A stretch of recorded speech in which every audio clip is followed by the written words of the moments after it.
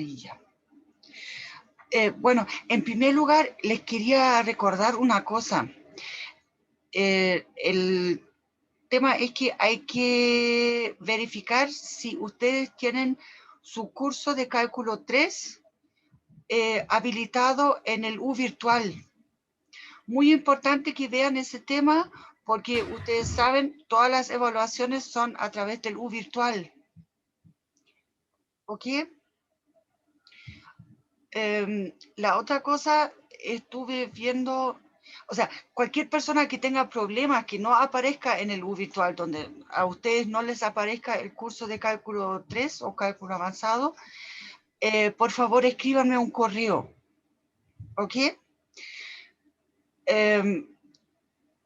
Pero tienen que tener acceso a esa parte del U virtual. Así que verifiquen eso, por favor, por si hay algún problema de repente con personas que se inscribieron tarde quizá y después no aparecen en el U virtual y viceversa también. Si ustedes no tienen el curso en el LOA, por favor también avisarme, ¿ya? Hay de repente algunos problemas administrativos, ustedes ya lo saben. Bueno, la otra cosa que yo he visto es que debemos poner un poco el acelerador, por lo menos por ahora, en lo que es el avance con la materia para no atrasarnos en lo que es el curso. Entonces, donde habíamos quedado al final de la última clase, era aquí esa parte. De hecho son 4 definiciones las que ponen acá. Habíamos visto lo que es un punto interior, en el sentido de que un punto está en el interior si es que existe una bolita centrada en ese punto con un radio positivo y que esté totalmente contenida en el conjunto. Ahora, un punto adherente, aquí hay una cosa, en estos apuntes aquí hacen las definiciones un poco diferentes a lo que, bueno, a lo que a mí me enseñaron, pero también me dijeron, el tema es que al final, digamos, es como de ahí en topología existen varias formas de definir esencialmente los mismos objetos, ¿ya? En este caso aquí pusieron el punto adherente, es un punto donde si yo tomo una bolita centrada en el punto, esa siempre intersecta el conjunto, ¿ya? O sea, hay otros puntos. Aquí la intersección no es el conjunto vacío. Lo que pasa es que aquí definen aparte puntos de frontera, los puntos donde, digamos, donde siempre tengo la intersección de la bola con el conjunto, no es vacía, y también con el complemento. O sea, hay una parte que está dentro y hay una parte que está fuera, ¿ya? Voy a remarcar eso. Punto frontera, ¿ya? Ahora, el tema es que la adherencia en otros textos se define como clausura, ¿ya? Pero ahí en total, la clausura sin el interior es la frontera. O sea, ¿me entienden? O sea, son como juegos de palabras en ese sentido. Y aquí definen otro conjunto, el derivado. Y ese tiene que ver con los puntos de acumulación, ¿ya? Ahora, ¿qué es un punto de acumulación? Si ustedes piensan más bien en el tema del límite, y de hecho aquí teníamos ese ejemplo, ¿ya? Con esos números, con los puntos 1 sobre k, 1 sobre K, ¿ya? Y eso, cuando K se hace cada vez más grande, esto claramente, aquí las coordenadas se hacen más pequeñas, entonces me voy a ir acercando al 0. Entonces, ahí el 0 es un punto de acumulación. Y si yo tomo el conjunto de todos los puntos de acumulación, entonces ese lo llaman el derivado, ¿ya? Pero aquí hay algunos ejemplos. Este es el mismo ejemplo que teníamos antes. Bueno, el dibujito que yo hice antes ahí arriba. Esto de aquí se refiere a que para este punto de acá, el 0,y, tomo una, en ese caso la bolita es un disco, ¿sí? Porque estoy solamente en el plano. Y ese disco tiene una parte que está dentro del conjunto A, bueno, el conjunto B, ya sea cual sea, y una parte que está afuera, ¿ya? Entonces, por eso aquí este punto, 0,i, está sobre la frontera. Para la frontera, ¿ya?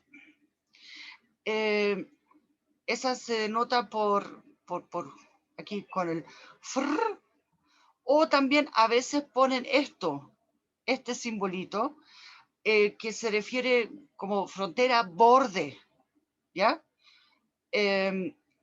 Pero las dos notaciones pueden aparecer de repente en algunos textos. Bueno, en total aquí hicieron algunos, o sea, pusieron algunos ejemplos. Ya, vamos a hacer rapidito, cortito, ya, porque tenemos que avanzar con la materia para no atrasarnos. Ah, no, perdón, tengo que tomar este y ahí lo hacemos en azul.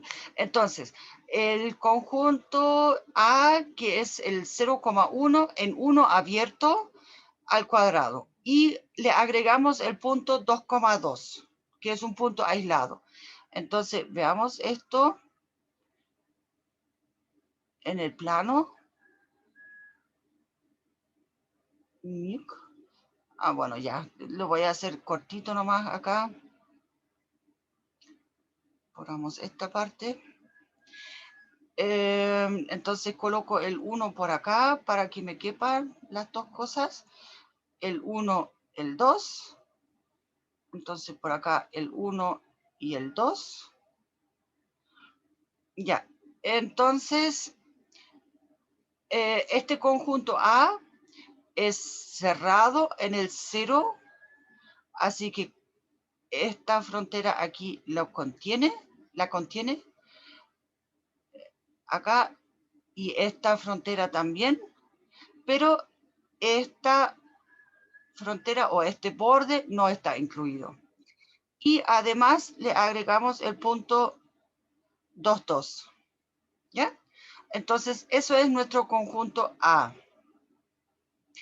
El interior, entonces acá va a ser simplemente, bueno, ya, aquí lo podemos ver, digamos, si sigo tachando aquí ahora bueno, ya, a lo que me refiero es que en este dibujo acá podemos ver de que este punto aquí, como está aislado, claramente no es un punto interior, porque si yo pongo un disco acá, concentro en ese punto, entonces aquí hay muchísimos puntos alrededor que no pertenecen al conjunto A. ¿Ok? Así que este punto no pertenece al interior. Acá dijimos, si estamos sobre la frontera, sobre el borde, entonces cualquier punto acá, siempre si centro un disco, en este caso acá, en este punto de la frontera, siempre va a tener una parte afuera y una parte adentro. Y eso tampoco es el criterio para lo de abierto, o sea, de que pertenezca al interior. Entonces, significa que todos los puntos aquí del borde no pueden pertenecer al conjunto. Pero, ¿qué pasa si yo me alejo un poquitito del borde? Lo práctico es que los números reales son densos, entonces siempre existe, aunque sea un espacio chiquitito, muy chiquitito, ¿ya? Y esto va a hacer, me va a permitir poner un disco con el centro en ese punto y con un radio positivo. Ahora, para la adherencia, eso es esencialmente acá, este conjunto A, ¿ya? Pero le agrego los bordes, porque en la adherencia están todos los puntos que si yo coloco un disquito, entonces ese disco al menos tiene algunos puntos en el conjunto A, ¿ya? Por eso aquí la adherencia es el intervalo cerrado y con el punto, ¿ya? El tema es que, como les dije, en algunos textos eso lo llaman la clausura y le ponen CLS. Ahora, el derivado, a ver, ¿qué era eso? Ah, los puntos de acumulación. Ya, bueno, claramente aquí, como esto aquí es un cuadradito sin hoyos, ¿cierto? Entonces, ahí todos los puntos son puntos de acumulación. O sea, dicho de otra manera, yo puedo tomar aquí cualquier punto en este conjunto y me puedo acercar de alguna forma a este punto tan cerca como yo quiero, ¿cierto? Y siempre voy a estar dentro del conjunto. Pero este punto de acá está solito ahí. Bueno, lo hice un poco más gordo ya, pero igual está solito el puntito. Entonces significa que aquí no tengo cómo acercarme tan cerca como yo quiera a este punto de acá con puntos que están aquí dentro del conjunto A, ¿ya? Y que no sean ese mismo punto. Y la frontera, entonces, claramente va a ser aquí todos los bordes. Así, no, ya, así pueden ver la flecha, ¿ya? Todos los bordes y con ese punto, ¿ya? Bueno, eso. Bueno, aquí pusieron eso, lo que yo dije, tan cerca como uno quiere es aproximar, ¿ya? ¿Tú das consultas respecto a eso?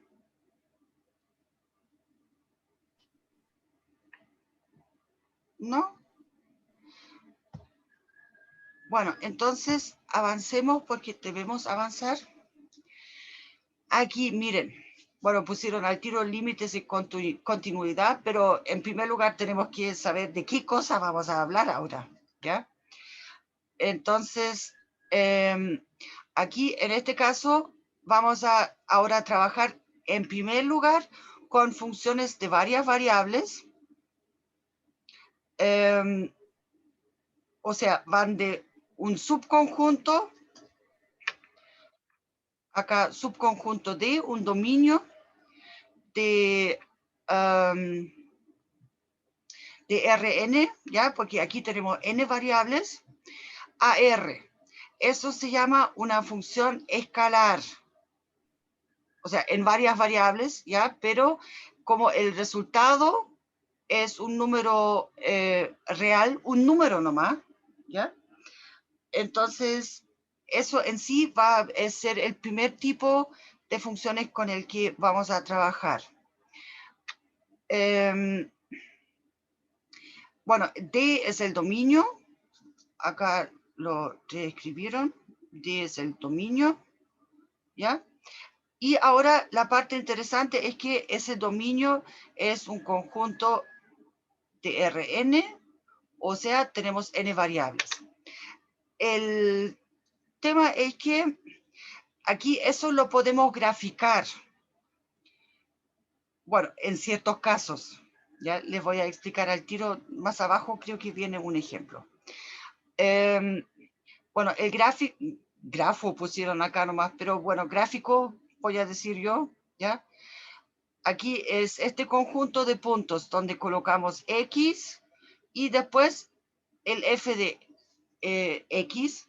Ahora, lo que sí, ojo, X es un vector, ¿ya? O sea, X tiene varias coordenadas. F de X, para este ejemplo, es solamente un número, ¿ya? Y aquí definieron al tiro conjunto de nivel.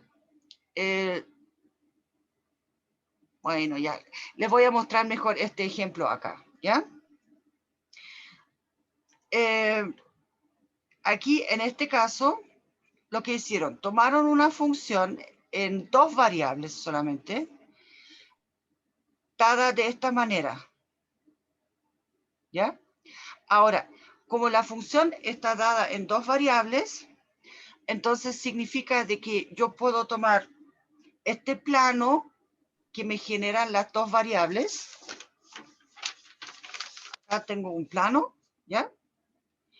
Y entonces por encima coloco los valores como Z, coloco los valores de la altura que tienen esos puntos. O sea, el resultado de la F, ¿ya? Y entonces lo que obtengo es un gráfico de este estilo acá, ¿ya? Ahí uno puede imaginar, tengo el dominio aquí abajo en el plano XY, ¿ya? Y es como una tela elástica, y esa la levanto y la deformo entonces según lo que me dice la función. ¿Ok? En esos gráficos aquí, el dominio, a ver, no, mejor lo escribo con esto. Acá, esta región que está aquí abajo, bueno, esto aquí corresponde al dominio de la función f, ¿ya? Es como sobre la mesa coloco el dominio y después ahí levanto la superficie encima.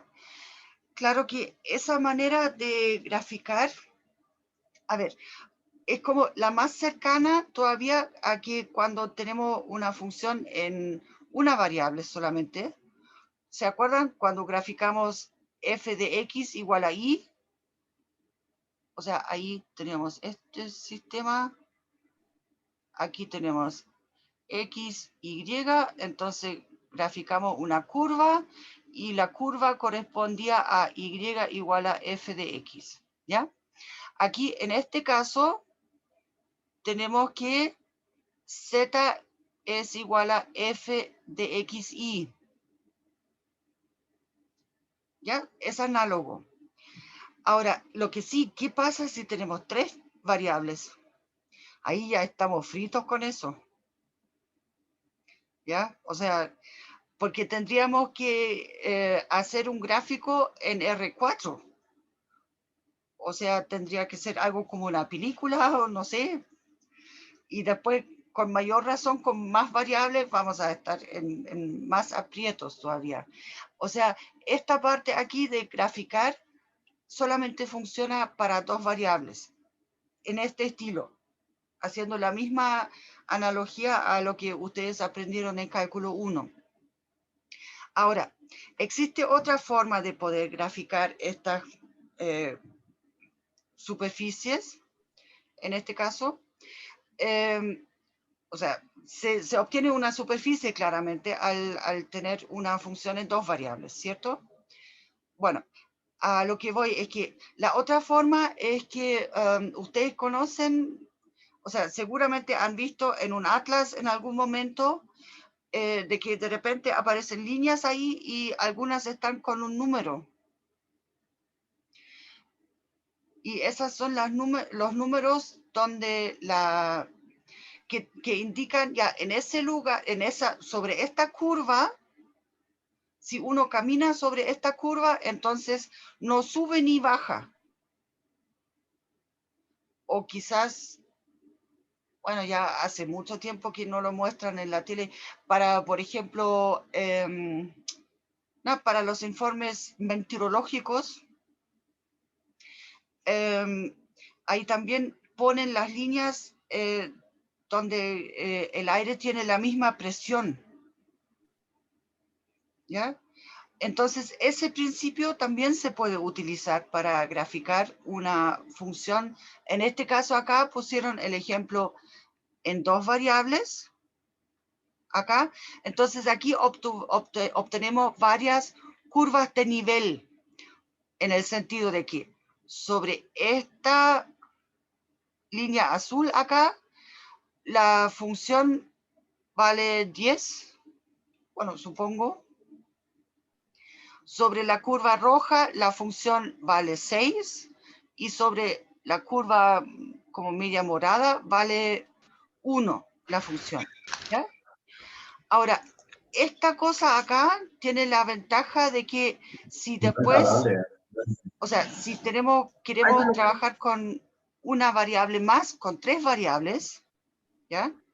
Entonces, esas curvas de nivel se transforman en superficies de nivel, pero vamos a tener algo como encajonado de este estilo de acá, ¿ya? Pero más allá no podemos graficar mucho aquí el asunto, ¿ya? Lo que sí, esta parte aquí, la parte de las 2 variables y con las superficies y eso va a ser como lo más frecuente en este ámbito, en esa parte.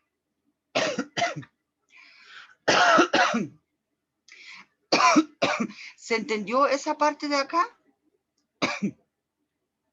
Con las curvas de nivel, bueno, en este caso aquí el ejemplo es una cosa bien simétrica, ¿ya? Entonces, por eso acá las curvas de nivel son circunferencias. No necesariamente lo son, ¿ok? De hecho, aquí podríamos hacer al tiro una observación en el sentido de que mientras, o sea, si yo tomo, aquí pusieron 10, 6 y 1, ya, pero si pensamos que eso es 1, 2 y 3, ¿ya? Entonces, esta curva aquí está bastante distanciada de la siguiente. ¿Qué significa eso?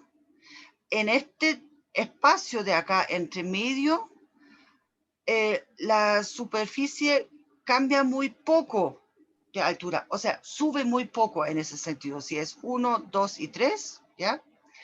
Entonces, es una curva que desde el centro va subiendo claramente, y también, entonces, como eso aquí está bastante alejado, o sea, la interior de la exterior, en este caso la morada de la roja, entonces aquí hay poco crecimiento de la función f. Pero después, mientras más cerca estén 2 curvas de nivel, más fuerte es el crecimiento ahí, ¿ya? O sea, si ustedes van a escalar un cerro y escogen el lado donde todas las curvas de nivel están muy juntas, entonces mejor llévense esa cosa, picota y cuerdas o algo así, para subir por ese lado, ¿ya? O pueden tomar el otro camino por un lado que no tenga una pendiente tan fuerte, ¿ya? O sea, igual esos gráficos contienen bastante información ya. Ahora, aquí introducen al tiro una parte que al principio ahora no nos va a preocupar tanto todavía. Por lo menos eso pensé. Bueno, tengo que leer el programa de nuevo, pero en algún momento sí lo vamos a ver sí o sí, ¿ya? Que son funciones que tienen varias variables acá, pero el resultado ahora también es un vector. ¿Ok? Entonces, aquí esto es la misma descripción genérica del gráfico, lo que sí, con el gráfico como intentando de hacer un dibujo, ahora sí que vamos a estar fritos en general, ¿ya? Porque por lo general, solamente aquí con, aquí la función donde el resultado es un número, solamente un número, como es aquí con m igual a 1, eso ya lo vimos antes, y la otra cosa es que acá con n igual a 1 o 2, o sea, con una o dos variables, es que igual ahí ya vimos las cosas que podemos hacer, pero después nos complicamos un poco la vida.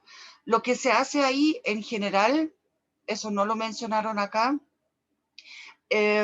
se ponen algunos representantes de los vectores resultados, o sea, en el plano o en el espacio, ¿ya?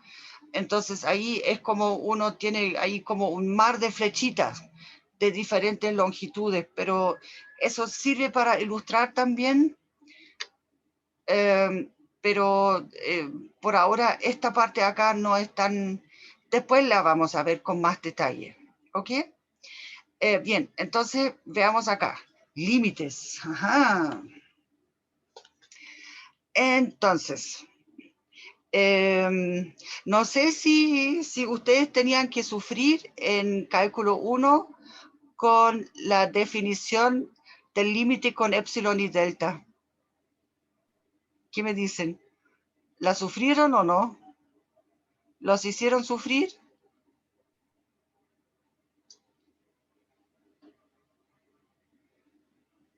Cric, cric. ¿No sufrieron mucho entonces? ¿Vieron la definición con epsilon y delta en cálculo 1 para límite? Ay, ¿por qué se van?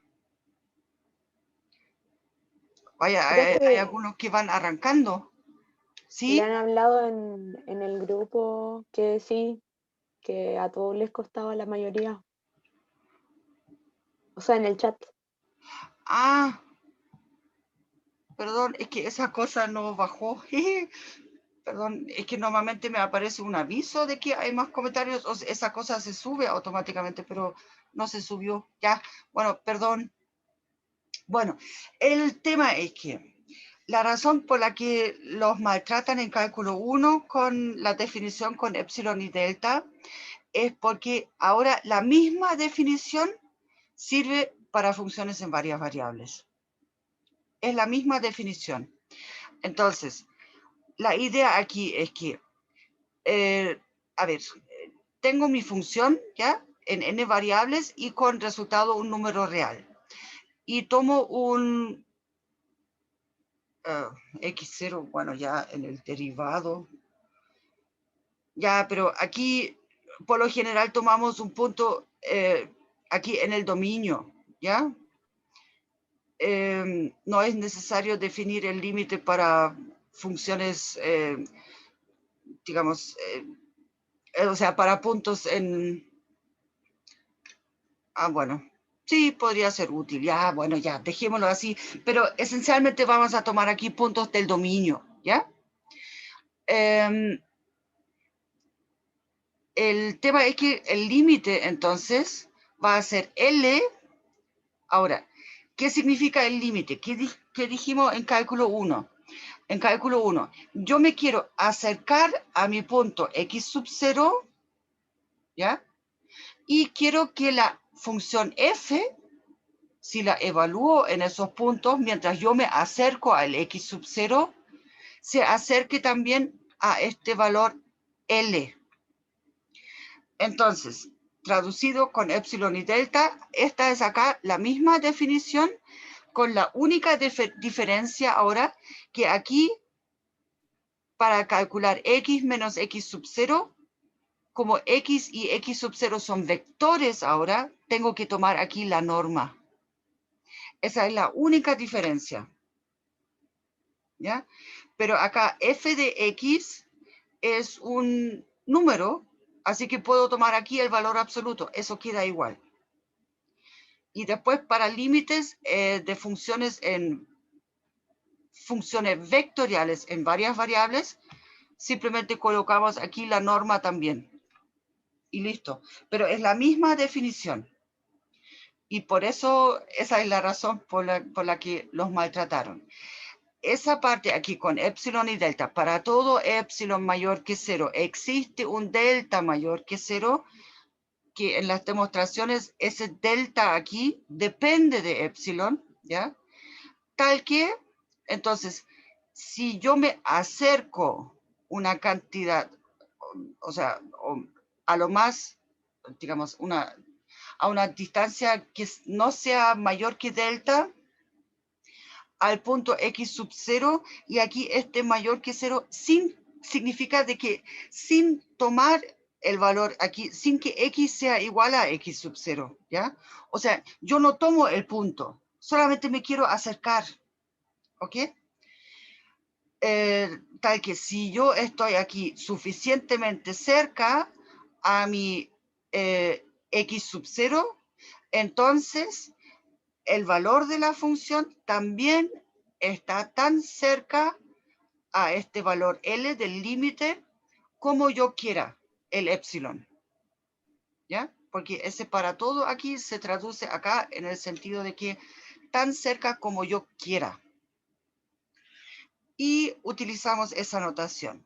Ahora, lo que sí, la cosa igual en varias variables no funciona tan como parecida a cómo funciona en una variable. A ver, ¿qué pusieron acá en esa observación? Bueno, ya, aquí son como los comentarios que yo estaba diciendo, por lo que veo aquí como sobrevolando el texto. Lo que yo les quería decir es una cosa. Y voy a aprovechar acá un poco la esquinita para escribir acá un poco para hacer un dibujito. Ya, si yo tengo aquí mi plano XY, pongámosle que n es igual a 2, tengo dos variables, ¿ya? Entonces, tengo acá mi dominio, pongámosle este dominio, D, y acá nuestro punto X sub 0, que es un vector, tiene dos coordenadas, ¿ya? Entonces, ahora aquí la idea es que dijimos, yo quiero estar tan cerca como yo quiero del punto X sub 0. Con esta primera parte aquí del X menos X sub 0, la norma de esto menor que delta. Y ese delta depende de epsilon, ¿ya? Entonces, aquí existen muchas formas de cómo yo me puedo acercar a este X sub 0. Por ejemplo, y estando dentro del dominio, perdón, el dibujo ahora está un poco chico, voy a intentar, vamos a agrandar eso un poco. ¿Ahí se ve mejor? Bueno, ya. Si yo parto, por ejemplo, desde acá, puedo acercarme desde acá, ir horizontalmente y después me voy para allá. Igual me voy acercando, ¿cierto? También la otra versión sería, puedo irme desde acá, primero me acerco verticalmente y después horizontalmente. Bueno, esas son dos formas bastante fomes. Entonces pongamos una más entretenida. Si estoy en ese punto y me quiero acercar a este punto X sub 0, entonces podría hacer eso. Bueno, ya voy a rayarlo todo. Bueno, ya. Por ahí, ¿ya? Y me acerco así. También es posible. También me estoy acercando.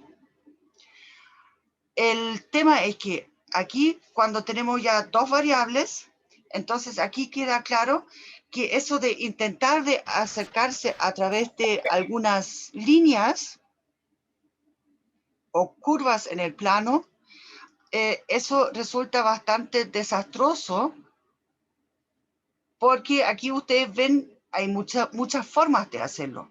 Entonces, por eso aquí, esas notaciones aquí con la norma acá y acá el valor absoluto, ¿ya? Esto se refiere de que si yo voy a hacerlo aquí en el medio ya para tener un poco de espacio, coloco aquí mi dominio,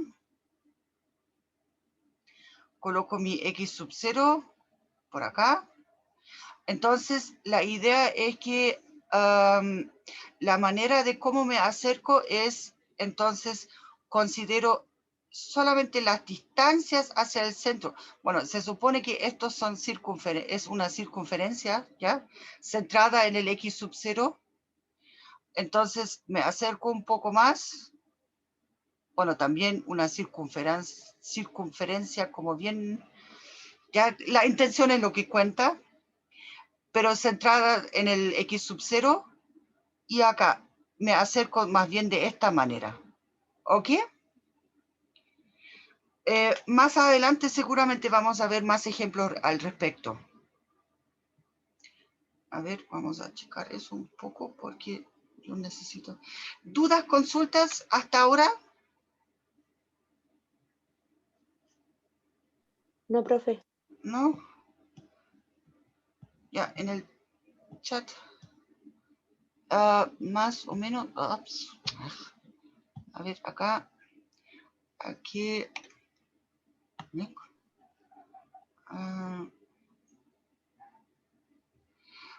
Ya, lo que pasa es que para el control, justamente el tema es que esa observación acá es la que, por lo general, siempre en el caso de los límites ponen un ejercicio que es justamente para chequear esa parte. ¿Sí entendieron esa diferencia? O sea, aquí lo que pasa es que por los diferentes caminos que yo dibujé acá del lado izquierdo, podríamos obtener diferentes valores, ¿ya? Pero ahí vamos a ver unos ejemplos en algún momento, seguramente. Acá ya hay un ejemplo, miremos esto. Entonces, no entendí muy bien eso, podría ser. Sí, ahora vamos a ver un ejemplo acá, ¿ya? Bueno, el ejemplo sugerido, pero bueno, veamos. Entonces tenemos una función en dos variables con resultado un número real, una función escalar en dos variables, ¿ok? Y el dominio, entonces tomamos aquí de hecho es el semiplano, no, es un cuarto del plano, ¿ya? Dada por esta operación de acá. Ya aquí tenemos la expresión algebraica.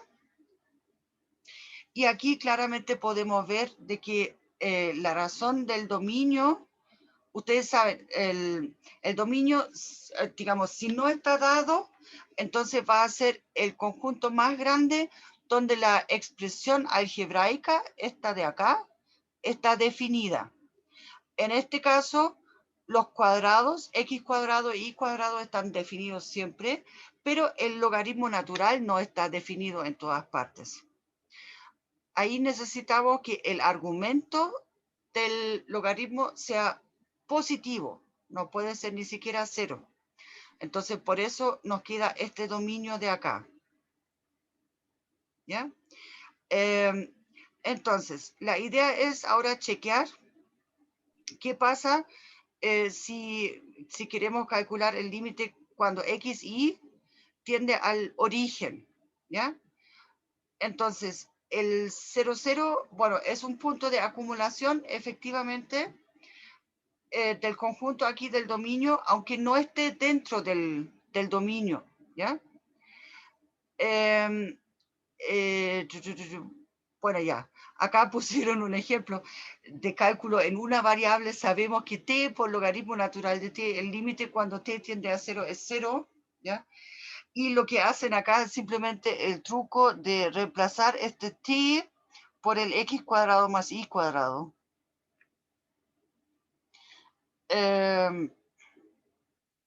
Entonces, de esta manera, o sea, se basan en este ejemplo de cálculo 1, ¿ya? Porque como tenemos acá, el x cuadrado más y cuadrado multiplicando el logaritmo del mismo argumento, entonces aprovechan ese límite al tiro. Así que ya ven, las cosas de cálculo 1 igual les van a ser útiles ahora todavía. A ver. Ah, en el dominio, esa X, perdón, esta X te refieres, ¿cierto? Sí, ya, esto es el producto cruz, en el sentido es el intervalo de 0 a infinito abierto en ambos extremos, cruz el 0 al infinito.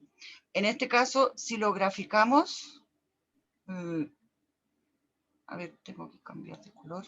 Si lo graficamos, aquí, bueno, por acá tengo más espacio, tengo mi plano, X, Y.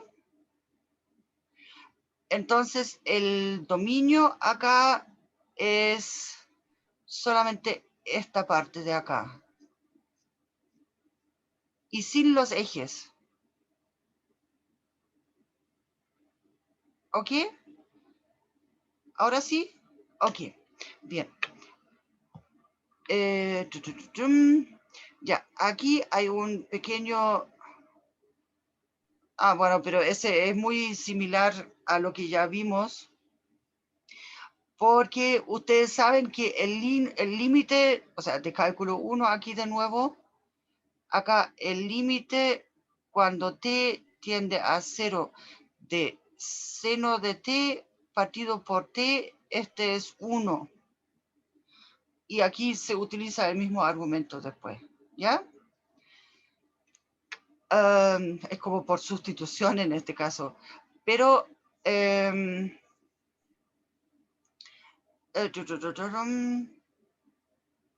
bueno, ya, esa observación. Aquí, la unicidad del límite, bueno, eso es más o menos intuitivo también, ¿ya? Una función no puede tener dos límites en un mismo lugar. Ahora, eso sí, ojo, el tema es que eso hace un poco referencia a lo que yo estaba mencionando antes, en el sentido de que si yo calculo un límite aquí a través de curvas, como yo les mencioné antes, a través de las líneas, o sea, pueden ser muchas líneas, y obtengo valores distintos, entonces sé que el límite no existe, ¿ya? Porque no puede tener dos valores. Si es que existe, tiene un solo valor. Ya, y acá... ay, perdón. Yo estaba...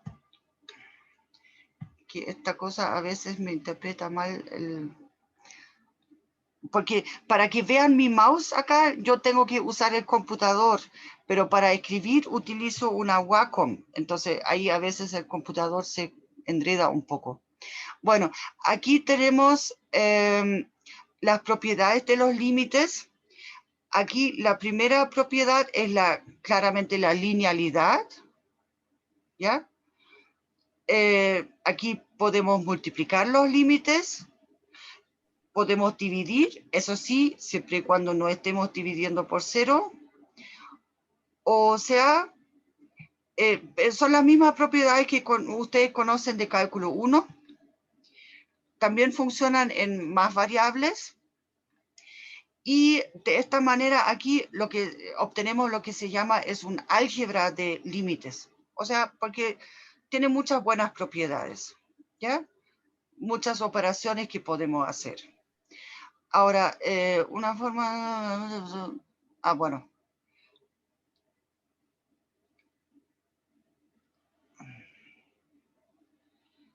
Bueno, ya, aquí hay una cosa, esto de acá, ese comentario que pusieron acá, una forma estándar de probar la existencia de un límite, acá en este caso es que si encontramos otra función g y esa función g tiende a 0, entonces aquí eso, el sándwich. Podemos acotar entonces el otro límite de la f, y de esa manera podemos decir ya o sea, aquí tomamos el g de x tiene que ser más grande que el f de x menos l, ¿ya? Y de esta manera, entonces, por teorema del sándwich, obtenemos de que la f también tiene límite y es l, ¿ok? Pero eso es solamente el famoso teorema del sándwich que ustedes ya conocen del cálculo 1 también. Aquí ahora empiezan los ejemplos un poco más entretenidos, ¿ya? Aquí vamos un poco más al grano. Entonces, a ver, tengo que mover eso un poco, ahí sí. Ya, bueno, nos queda un poco de tiempo, sí. Ya, tomamos una función definida sobre todo el plano, excepto en el origen, y dada entonces ahora de esta manera. Ping. Oh, bueno, acá, ya, dada con esta formulita. Esto aquí, aunque yo tenga dos variables, pero el resultado aquí, claramente para cada par de números x, y, esto es un número, bueno, excepto si x e y son iguales a 0, ambos, y queremos calcular el límite para x, a cualquier x sub 0, dada por, y veamos que cualquier x sub 0,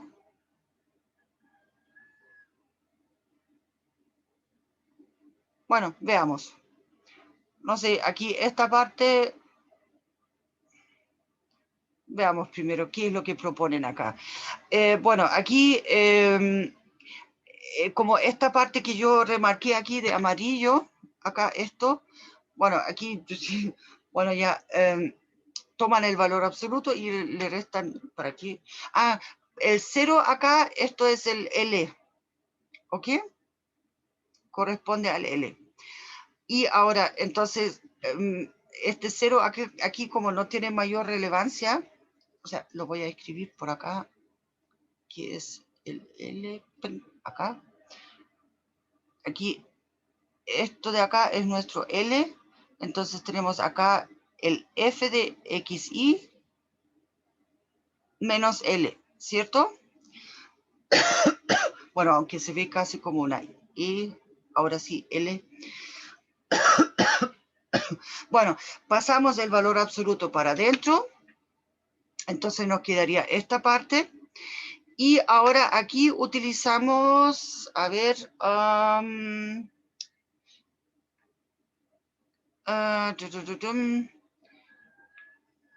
X por Y. Esto es...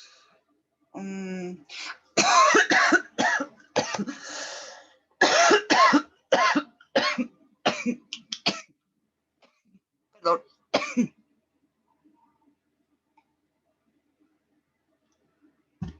Ay, ya, eso es una desigualdad que vimos la clase pasada en el contexto del producto interno. ¿Se acuerdan? Aquí con el 1 medio x cuadrado más y cuadrado para acotar aquí el valor absoluto de x por y. Ya.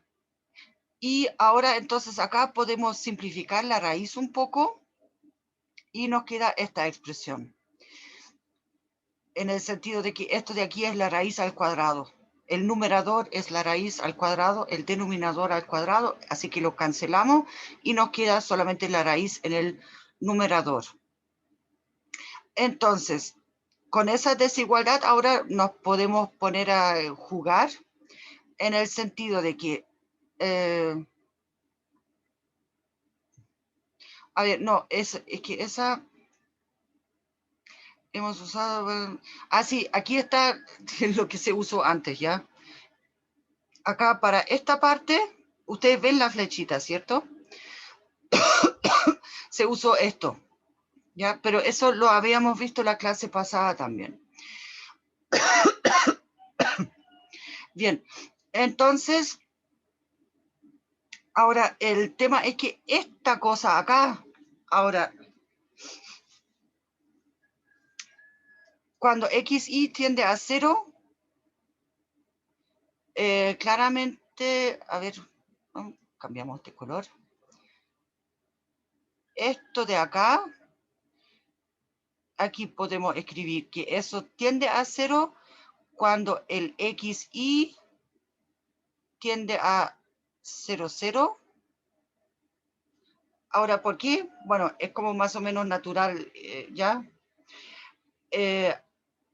Aquí no importa de cuál manera nos acercamos al punto 0, 0. Siempre, mientras nos acerquemos, esto de todas maneras, cada vez el numerador se va a hacer más pequeño y entonces eso va a tender a 0. Y de esta manera, entonces, por el sándwich, como esto de acá es mayor o igual que 0,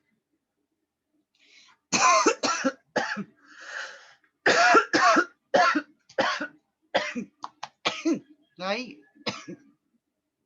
entonces tenemos, digamos, con el sándwich siempre lo típico, tenemos el 0 menor o igual que, en este caso sería el valor absoluto, menor o igual que la raíz, medios, esta cosa.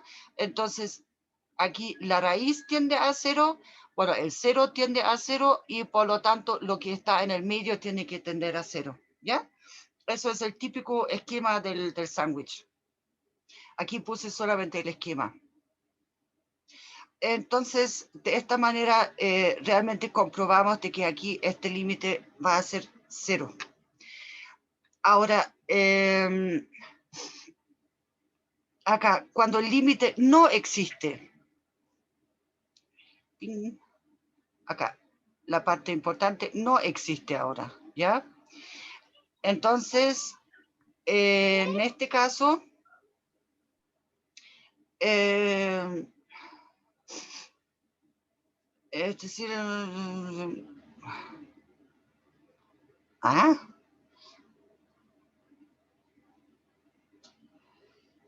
la siguiente propiedad, a ver, es en el derivado, asuma que el límite es L1 para todo C subconjunto.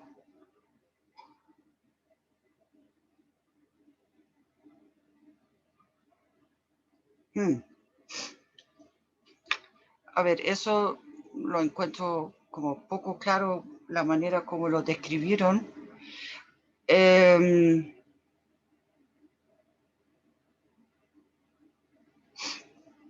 Sí, bueno, aquí ahora lo explican con los caminos, como yo lo estaba diciendo antes. Ya, en el sentido de que si miramos ahora esta función también definida en el plano excepto en el origen, dada de esta manera, ¿ya? O sea, eso va a quedar más claro con el ejemplo acá. Ahora, ¿a qué se refieren con los caminos acá? El camino C1, acá, si colocamos el plano, a ver, tenemos... bueno, lo dejé muy al lado. Ya, aquí en el medio, entonces, bueno, el plano chueco, pero plano, ya el plano XY. Bien, entonces, yo quiero calcular el límite cuando me acerco al origen, ¿ok?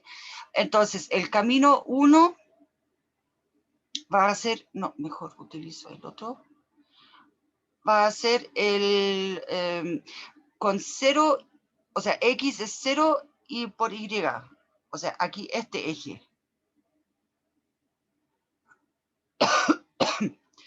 Entonces, acá este es el camino 1. Bueno, ya voy a marcar el 2 en verde entonces, que es con XX, que es la diagonal. Bueno, pongamos en azul. Acá, aquí tenemos la diagonal, entonces este es el C2, ¿ya? Entonces este es el C1 acá, para que se reconozca, y acá tenemos el C2.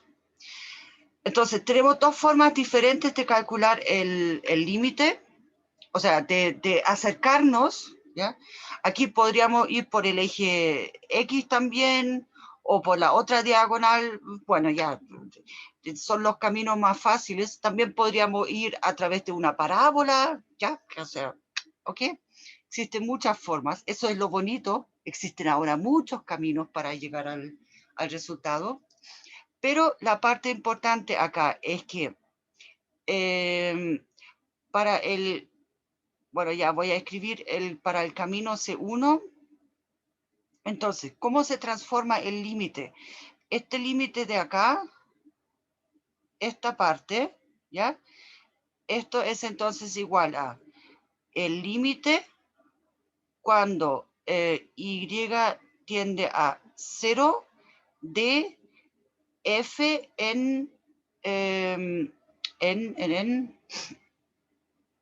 F en bueno, 0, I, ¿ya? Y en este caso, entonces, si evaluamos eso, cuando Y tiende a 0, entonces tenemos 0 partido por 0 más Y cuadrado. Pero como esto, el argumento aquí del límite es 0, esto tiende a 0, efectivamente. Ahora, si tomamos el camino 2, entonces este límite de acá lo podemos escribir como el límite, ahora cuando X tiende a 0, perdón que esté tan, o saben que mejor lo escribo aquí abajo, C2, ya, esto es el límite cuando X tiende a 0, entonces de F de X, X. Veamos ahora, entonces nos queda X cuadrado, perdón, me faltó colocar el límite.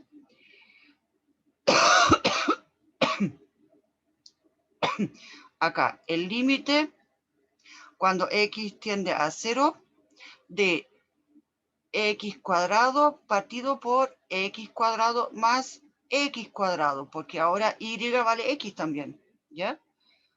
O sea, acá tengo X cuadrado partido por 2X cuadrado y tengo efectivamente que esto es igual a 1/2.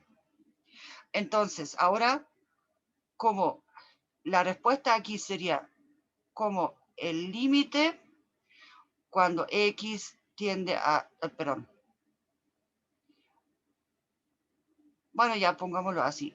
Cuando X tiende a 0 de F de X es distinto al límite cuando Y tiende a 0 de F de 0Y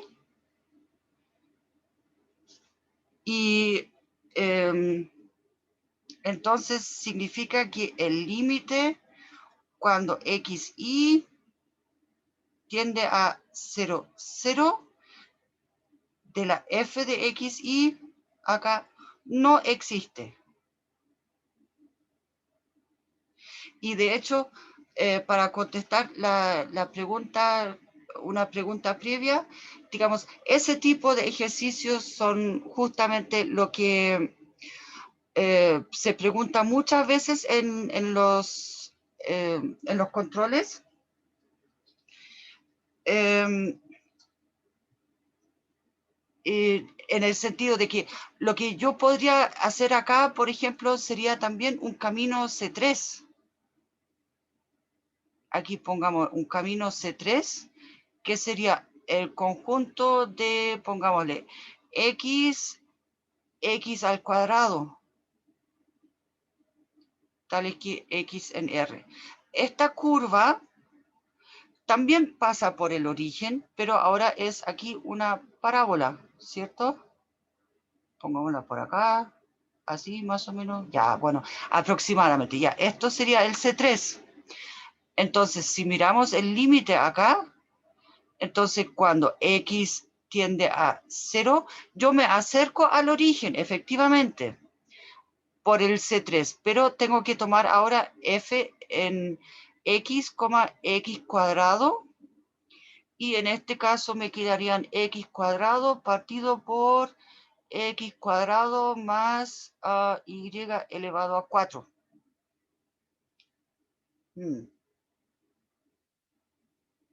Bueno, eso también tiende a 0, porque como ahora el... perdón, aquí, perdón. Aquí es X. No es Y elevado a 4, es X elevado a 4 aquí. ¿Ya? Ay, ya voy a borrar esa mancha de acá. Bórrete. Ay, borré un poco mucho. X al cuadrado más X elevado a 4. Ya. Y ahora, aquí perdón, aquí me faltó colocar el límite ya cuando X tiende a 0, pero tengo poco espacio ahora acá. Ya, entonces aquí puedo factorizar el X cuadrado y simplificarlo. Entonces me queda el límite cuando X tiende a 0 de 1 partido por 1 más X cuadrado. ¿Sí? Factorizo el X cuadrado, ¿sí? Y entonces este límite aquí es 1. Obtengo un tercer valor. ¿Ya? O sea, pero por lo general, con algunos de esos caminos, de ese tipo de caminos, el asunto funciona. Entonces, la próxima clase empezamos acá con este ejemplo 5. ¿Les parece? Sí, profe. Sí, profe. Sí, porque ya estamos en la hora.